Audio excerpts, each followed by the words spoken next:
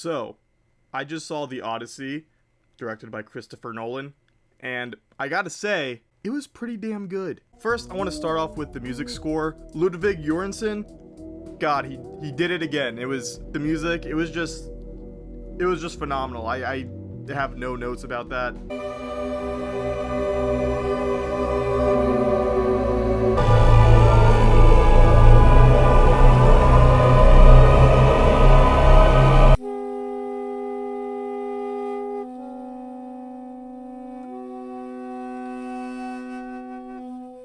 Every time like the music built up, it just like got me more and more immersed into the scene, if that makes sense. I don't know. I'm not a professional film critic. I'm really bad at this sort of thing. All you need to know is that the score is good. All right. One of the scenes that stood out to me was the whole sequence with the Cyclops. We all know the Cyclops sequence in the Odyssey. You know, Odysseus and his men encounter Cyclops in a cave, who turns out to be... So they encounter the Cyclops, who is Polyphemus, and is also the son of Poseidon, which, you know, it ends up triggering the whole sequence of events that results in Odysseus having probably the most disastrous homecoming trip ever. But anyways, that whole like scene with Polyphemus, it was very tense. Like it was bordering on horror movie territory. I don't want to say it was horror movie territory, mostly because I don't really watch horror that much, so I can't really have much to say.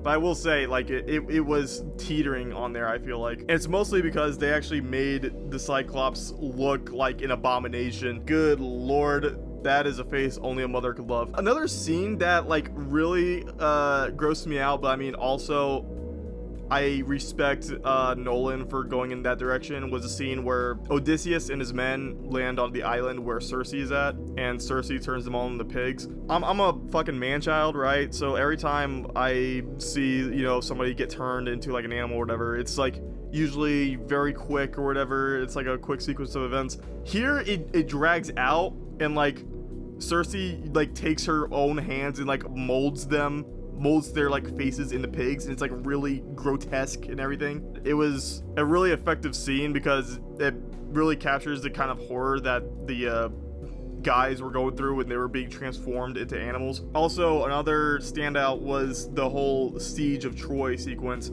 So in popular culture, normally how the Siege of Troy is portrayed, you know, where they bring the Trojan horse and everything, Odysseus and his men just escape from the horse, and, you know, fighting immediately happens. Whereas here, it's more of a build-up. They get out of the horse, and then they take out all the Trojan guards, and then they finally let in the rest of the Greek army, with Agamemnon leading the charge, who I must say, Agamemnon, I feel like he spends the majority of this movie just aura farming, but to be fair, he does have like the coolest armor I've seen in a good while, so maybe it's deserved. But yeah, it's more of a build-up into the siege rather than a full-on battle like out the gate. Like it's more of an insurgency. It captures the whole ambush feeling very well. I understand there's a lot of people that did not like this movie coming out, some of it because it lacks historical accuracy, despite the fact that there's no record of this actually taking place. Some complaining about the casting because diversity is bad. A lot of the controversy surrounding this film is, you know, the quote-unquote lack of historical accuracy and the inclusion of a diverse cast. One of these lightning rod moments happened to be Elliot Page's casting as Sinon, who, mind you, isn't even in the Odyssey. But Nolan decided to add him in there because he thought it'd be compelling. Or maybe he was added into the translation that this was based off of. I don't know. I didn't read that exact translation when I was in school. Elliot Page's casting as Sinon drew controversy for, you know, the obvious reason, him being a trans man, because God forbid trans people exist. But also, every time I think of Elliot Page, I think of that tweet where a guy's like saying, like, I thought like once he transitioned he would be more comfortable as his true self, but no, he just stayed fucking awful in regards to his acting ability, which, in all fairness, a good portion of his filmography, both pre and post transition, he hasn't been in a lot of work since his transition, since that's still pretty recent. He has been a little bit wooden, and in his first scene in this movie, it didn't really leave much of an impression on me. I'm like, oh, okay, so he's the one that tells the Trojans that the horse is a gift and he dies or whatever. But Later in the movie, Sinon comes back as a shade, which is basically like a dead person's spirit. He comes back as a shade to Odysseus when he's trying to communicate with Hades, the underworld. And that whole scene, I was like, alright, Elliot Page actually can act, because that was a just straight up fucking buzzer beater performance, dude.